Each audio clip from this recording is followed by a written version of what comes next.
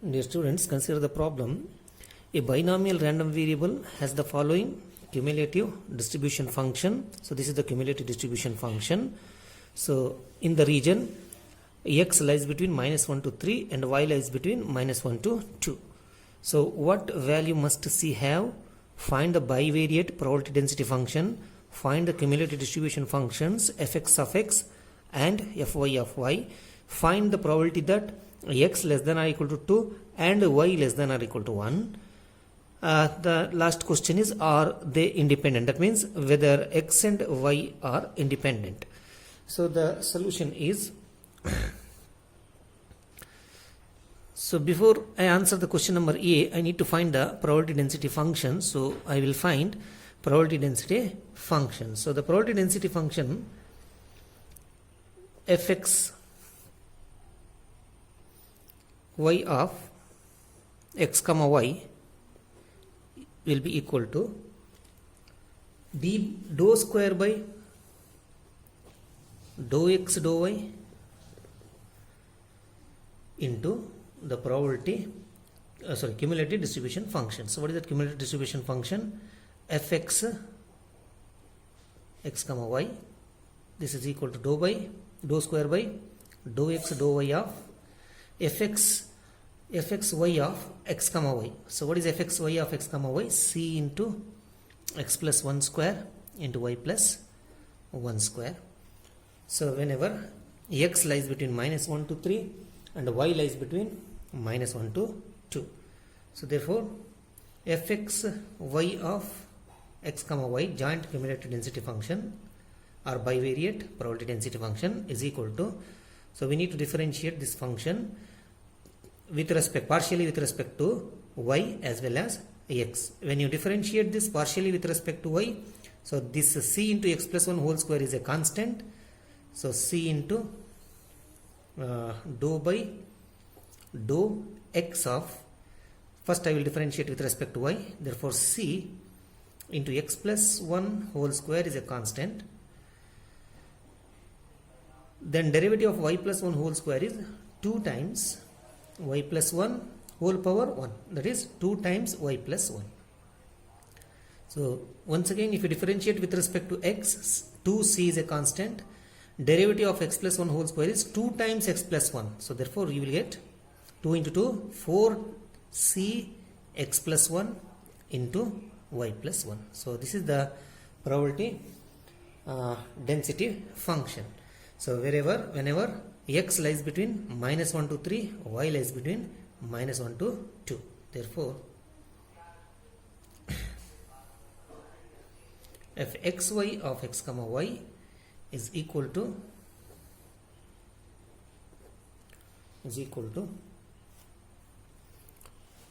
4c into x plus 1 into y plus 1 whenever -1 less than x less than 3, -1 less than y less than 2, and 0 otherwise.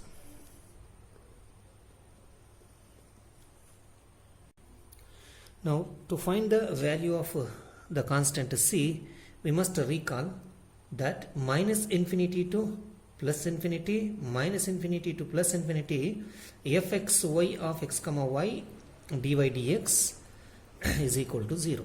Sorry, is equal to 1. So therefore the x value varies from -infinity to infinity in general, but here x varies from -1 to 3. Therefore I will restrict the limit to -1 to 3. Similarly the y limits are -1 to 2, -1 to 2, then the function. So between these limits the function is 4c times x plus 1 into y plus 1 into dy dx. The right hand side is equal to 1. So integrate with respect to y first, then with respect to x. So therefore we have -1 to 3. 4c is a constant. 4c you can write outside. 4c is a constant. So similarly x plus 1. Now integrate y plus 1 with respect to y. So integration of y is y square by 2 plus integration of 1 is y. So between the limits, so here we need to apply the limits minus 1 to 2, minus 1 to 2 into dx, which is equal to, right hand side is 1, which is equal to 1. If you substitute the limits, upper and lower limit, and if you simplify, you will get 9 by 2.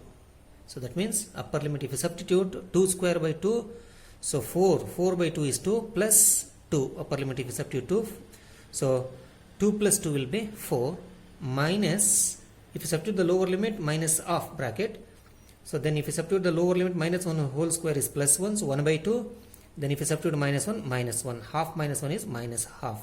So minus into minus plus, so 4 plus half is 9 by 2 into dx, so which is equal to 1, which is equal to 1. So 2 2s are 4, which is equal to, that implies 2 is a constant, 2 2s are 4, 2 1s are 2 2s are 4, and 2 into 9 into c is a constant, 9c. So minus 1 to 3, so remainder is x plus 1 into dx is equal to 1. So this implies 9 2s are 18c, integration of x, now integrate with respect to x, integration of x is x square by 2 plus integration of 1 is x, between the limits minus 1 to 3, which is equal to 1. If you substitute the upper and lower limit, you will get 18c here. So if you substitute here 3 square, 9 by 2 plus 3, 9 by 2 plus 3 is 15 by 2, 15 by 2, and if you substitute the lower limit, 15 by 2 minus half, minus 1 whole square by 2, that is 1 by 2 minus 1. So 1 by 2 minus 1 is minus half. So minus into minus plus half. That means 15 by 2 plus 1 by 2. So will be 16 by 2. 16 by 2 is 8 into 8 is equal to 1. So this implies 18 into 8, 144, c is equal to 1. Therefore, c is equal to 1 by 144. So c value is 1 by 144. Next we will find the marginal density function fx of x and also fy of y. Fx of x is equal to minus infinity to plus infinity fxy of x comma y at dy. So which is equal to minus infinity to plus infinity fxy of x comma y is 4c times x plus 1 y plus 1, but c is 144. So 4 divided by 144 is 1 by 36. Therefore fxy of x comma y is 1 by 36 because c is 1 by 144. So 4 into 1 by 144 is 1 by 36 into x plus 1 into y plus 1. X plus 1 into y plus 1. This is the probability density function into dy. But we need to change the limit here. So this is not from minus infinity to plus infinity. So the limit is from y varies from minus 1 to 2. Therefore we have to take the limit minus 1 to 2. So therefore fx of x will be equal to minus 1 to 2. So this 136, 1 by 36 x plus 1 into y plus 1 dy whenever x varies from minus 1 to 3. So this is equal to 1 by 36. So integration of y plus 1. So x plus 1 is constant, write it outside, x plus 1. So integration of y is y square by 2 plus integration of 1 is y between the limits minus 1 to 2 into minus 1 to 2. So this is equal to 1 by 36 into x plus 1, 1 by 36 into x plus 1. Substitute the upper and lower limit. If you substitute the limits, you will get 9 by 2, 9 by 2, 9 by 2. So this is equal to 9 4s are 36. So 9 1s are 4s are 36. 4 into 2 8. So therefore the answer is 1 by 8 times x plus 1. So this is fx of x. So therefore we can find fx of x using the formula minus infinity to x. This is the definition of fx of x, cumulative density distribution function, minus infinity to x, fx of x dx. So this is equal to minus infinity to, remember this, fx of x is minus infinity to x, fx of x into dx, which is equal to minus, lower limit is minus 1 because x varies from minus 1 to 3. So minus 1, so upper limit is x. So minus 1 to x, fx of x. What is fx of x here? Fx of x is 1 by 8 times x plus 1 into dx. So integrate and substitute the limits. So if you integrate, the integration is, integration of x is x square by 2. 1 by 8 is a constant. Integration of x is x square by 2 plus integration of 1 is x. Between the limits minus 1 to x. So if you substitute the limits, so you will get 1 by 8 times x square by 2 plus x, upper limit same. If you substitute the lower limit, minus of minus 1 whole square is 1 by 2 minus 1. So that means minus of minus half. So minus into minus plus half. Plus half. So you will get this much. Therefore, fx of x is equal to, if you simplify this, 1 by 8 times, what is the LCM? 2. So 2 is the LCM. Then x square plus 2 plus 1. X square plus 2 plus 1. X square plus 2 plus 1.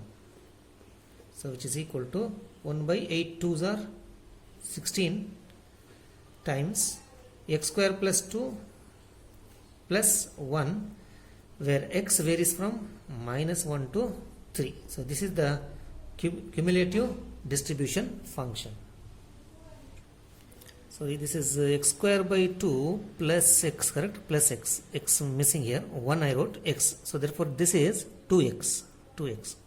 So therefore the cumulative distribution function is 1 by 16 x square plus 2x plus 1 when x varies from minus 1 to 3. Similarly, if you find the cumulative distribution function of the random variable y following the similar steps, you will get y square plus 2y plus 1 divided by 9 when y varies from minus 1 to plus 2. To find the answer to the question E, that is whether x and y are independent. So to answer that, multiply these two, fx of x into fy of y is equal to, so if you multiply these two cumulative distribution functions, 1 by 8 into 9, 1 by 16 into 1 by 9. So multiply these two, 1 by 16 to 1 by 9 is 1 by 144. 1 by 144. So then x square plus 2x plus 1, that is x plus 1 whole square. X square plus 2x plus 1 is x plus 1 whole square. Similarly, y square plus 2y plus 1 is y plus 1 whole square. And we know that this is f x of xy of x comma y. So this is given in the problem. fxy of x comma y is c is 1 by 44 into x plus 1 whole square into y plus 1 whole square, and fxy of x comma y is equal to fx of x into fy of y. So therefore our conclusion is, therefore x and y are independent. X and y are independent.